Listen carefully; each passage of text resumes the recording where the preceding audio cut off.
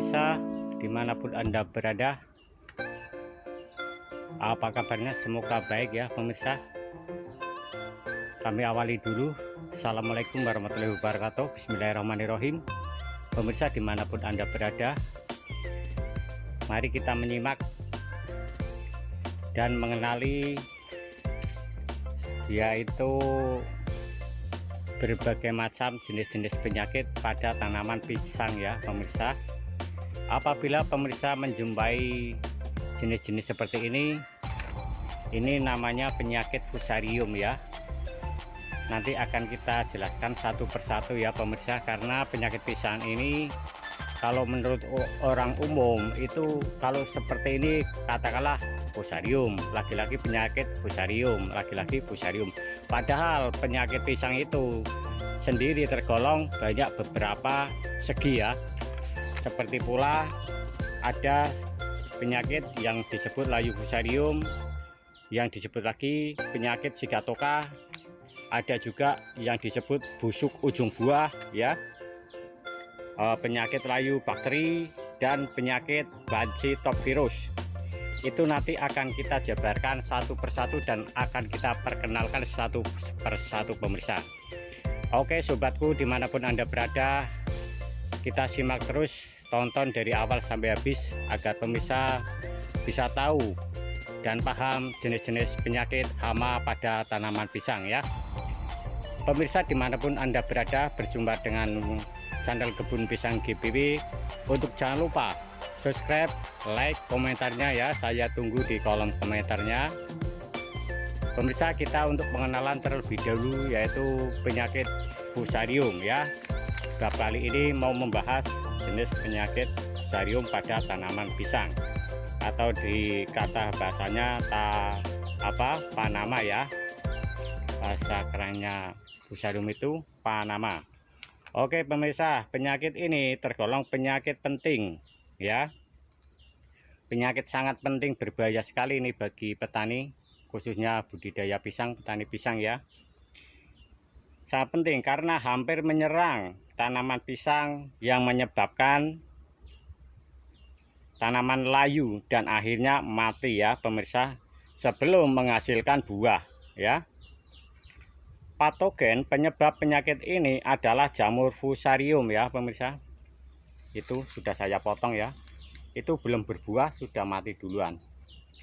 Ini. Ini gejala dari fusarium pemirsa ya. Bisa pemirsa saksikan. Nanti pemirsa, setelah pemirsa tebang, nah ini ciri-ciri dari fusarium ya. Nah, ini dari serat-seratnya itu dari sini ya, itu kan kelihatan itu. Nah ini bergaris melintang sini. Nah ini kalau yang kena fusarium, sini masih bersih, tidak busuk, cuman ini ini sudah terserang, ini kelihatannya belum parah tapi ini sudah tidak bisa dipergunakan lagi ya. Kita nanti saksikan cara-cara untuk menghindari layu fusarium biar tidak merambat ke perkebunan pemirsa ya. Antisipasinya bagaimana nanti kita simak, jangan sampai ketinggalan, jangan di skip ya pemirsa biar tahu persis, karena akan mengulas tuntas ini. Oke lanjut lagi pemirsa.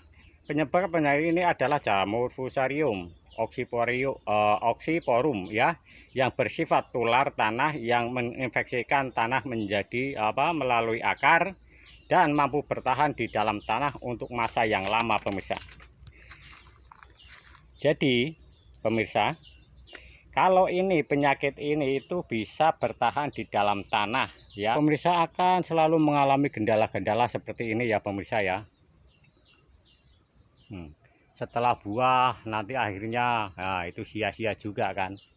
Solusinya bagaimana?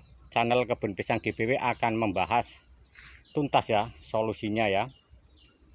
Nah ini pemirsa, solusi yang pertama itu mau tidak mau pemirsa, ini harus dihabisin, didongkel ya, dikeluarin semua, nggak usah dimanfaatkan. Ini kelihatannya anakan bagus ya, tapi percuma kalau kita menunggu, percuma, antar kedepannya juga akan mengecewakan ya sobat. Soalnya apa, ini sudah dari indukan yang pertama terus menetas dan bertahan ini pemirsa di dalam tanah. Solusinya gimana? Harus didongkel semua ya pemirsa, sobat-sobatku, didongkel. Kita tutup saja, nggak usah dimanfaatkan. Gali sebelahnya, kasih jarak 1 meter sebelah kanan atau kirinya gitu ya. Gali lubang lagi, carilah bibit indukan yang sehat ya, yang sehat seperti ini ya. Ciri-ciri bibit yang sehat itu jelas indukan berbuah normal ya, seperti ini. Indukan berbuah normal. Kita ambil anakannya ya. Anakan biasanya dari bonggol itu besar dan bulat, semakin ke atas semakin meruncing dan daun kelihatan segar semua. Ini perlu dikembangkan ya pemirsa, buat pembibitan. Nah, dari pengambilan pembibitan caranya gimana pemirsa?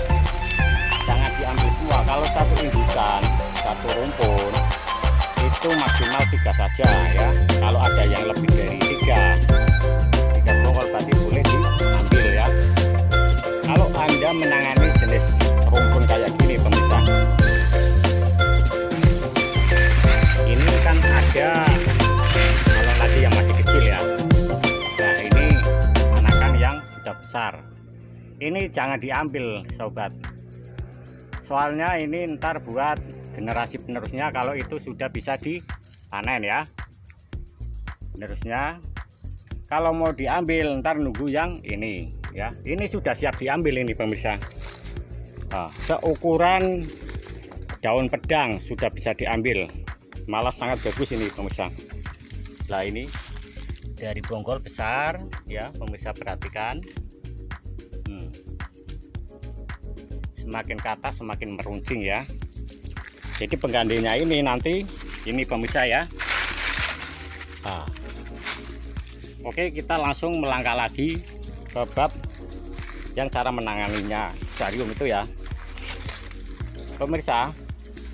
Ciri-ciri ini harus pemirsa saling mengenali ya, harus paham, mengenali betul itu, karena di sini banyak macam penyakit yang ada pada tanaman pisang ya pemirsa. Di samping penyakit sejenis fusarium ya, bakteri, itu juga ada penyakit dari hama dan juga virus ya pemirsa. Maka nanti akan kita kupas tuntas ya satu persatu. Namun kali ini channel Kebun Pisang GBW mau membahas yang penyakit layu fusarium terlebih dahulu ya, agar pemirsa dimanapun Anda berada tahu persis cara menanganinya ya. Ada yang bilang, bos itu kan masih anakannya itu masih bagus bos, ntar ditunggu masih bisa buah lagi ya, kan kasihan kalau dimatiin atau dibuang. Nah begini ya sobat-sobatku, dimanapun Anda berada, kami akan jelaskan. Kalau penyakit itu fusarium itu sudah jelas tidak bisa dikembangkan ya sobat. Kasihan saja kalau nanti dikembangkan, saatnya berbuah timbullah seperti ini. Apakah tidak kecewa sobat ya kan? Sudah berbuah tidak bisa dimanfaatkan. Nah, ini yang namanya penyakit fusarium, ciri-cirinya seperti ini ya. Kalau ditebang, nah, ini sudah tidak bisa dikembangkan. Lah kita jabarkan yang rumpunnya seperti fusarium. Kalau orang bilang kan biasanya penyakit fusarium kan, padahal itu tergolong berbagai macam jenis penyakit pisang. Kalau memang pisang ini rumpunnya terkena seperti cacing ya, atau seperti ulat ya,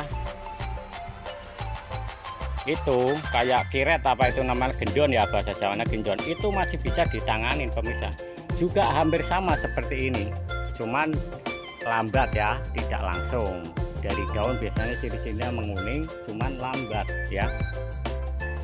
Nah, itu bisa jadi dari faktor cacing ataupun tiret ya, atau bahasa Jawanya itu gendon. Masih bisa ditangani dan bisa dikembangkan pemirsa kalau sudah sehat lagi, tapi kalau fusarium sudah tidak bisa. Oke ya pemirsa, kali ini channel Kebun Pisang GBW mengucapkan terima kasih atas kunjungan pemirsa dimanapun Anda berada yang sudah menonton video saya dari awal sampai akhir bab pengenalan jenis penyakit dan penanggulangannya ya pemirsa ya. Saksikan untuk season berikutnya, yaitu penanggulangannya penyakit busuk ujung buah ya. Oke pemirsa ya, busuk ujung buah dan penyakit banci top virus atau disebut BBTV ya. Dan ada lagi penyakit layu bakteri atau moko ya, penyakit sigatoka, dan nanti akan kita jabarkan satu persatu ya, apa itu penyakit sigatoka, apa itu penyakit busuk ujung buah, dan cara penanganannya gimana. Penyakit layu bakteri atau moko itu cara penanganannya gimana, obatnya apa. Mari kita saksikan nanti untuk section berikutnya bersama-sama ya pemirsa dengan channel Kebun Pisang GBW. Untuk jangan lupa subscribe, like, dan komennya pemirsa agar channel kita bisa berkembang dan bermanfaat ya. Oke, sekian saja. Salam dari channel Kebun Pisang GBW. Semoga sukses, semangat selalu ya pemirsa. Jangan pantang menyerah, jangan putus asa kalau pemirsa menangani penyakit-penyakit seperti ini. Kita cari solusinya pemirsa ya di Kebun Pisang GBW. Oke, sekian, wabillahi taufiq wal hidayah. Wassalamualaikum warahmatullahi wabarakatuh.